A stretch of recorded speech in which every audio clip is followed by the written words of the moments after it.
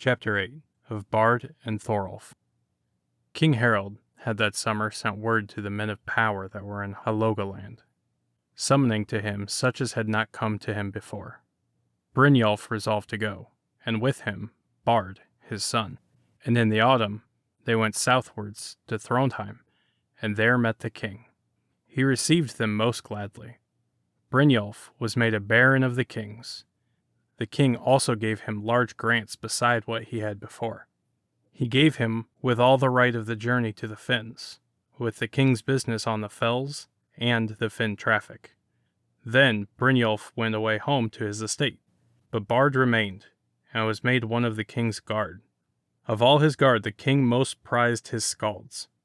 They occupied the second high seat. Of these, Adun Ilskald sat innermost, being the oldest. He had been skald to Halfdan Swarthy, King Harald's father. Next to him sat Thorbjorn Raven, then Alvar Huntf, and next to him was placed Bard. He was thereby named Bard the White, or Bard the Strong. He was in honor with everyone there, but between him and Alvar Huntf was a close friendship. That same autumn came to King Harald Thorolf, Kveldulf's son, and Eyvind Lambi, Kari of Berdla's son, and they were well received. They brought thither a swift 20-benched longship well manned, which they had before used in sea roving.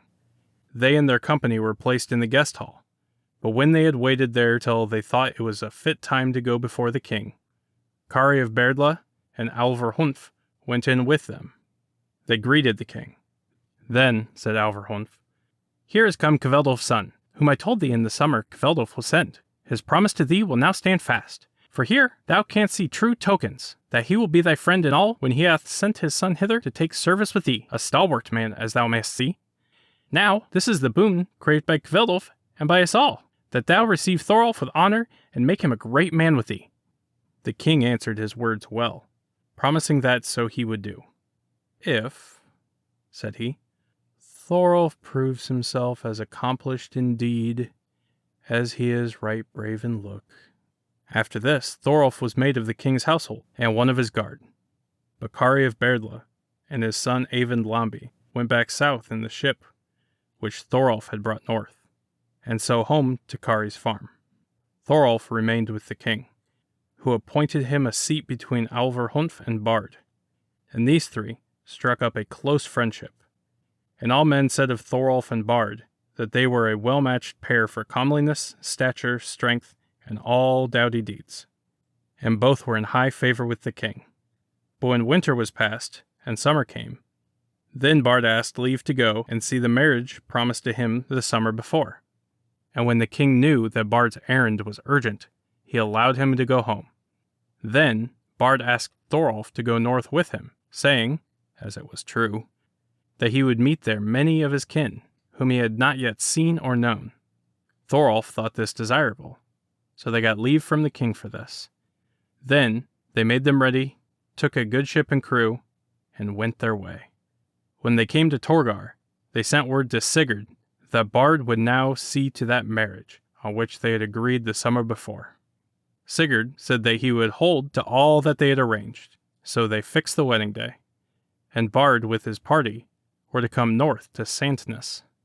At the appointed time, Brynjolf and Bard set out, and with them many great men of their kin and connections. And it was as Bard had said, that Thorolf met there many of his kinsmen that he had not known before. They journeyed to Sandnes, and there was held the most splendid feast. And when the feast was ended, Bard went home with his wife, and remained at home through the summer, and Thorolf with him. In the autumn they came south to the king, and were with him another winter. During that winter Brynjolf died, and when Bard learnt that the inheritance there was open for him, he asked leave to go home. This the king granted, and before they parted, Bard was made a baron, as his father had been, and held of the king all those same grants that Brynjolf had held. Bard went home to his estate, and at once became a great chief, but Hildirída's sons got no more of the heritage than before. Bard had a son by his wife. He was named Grim. Meanwhile, Thorolf was with the king, and in great honor.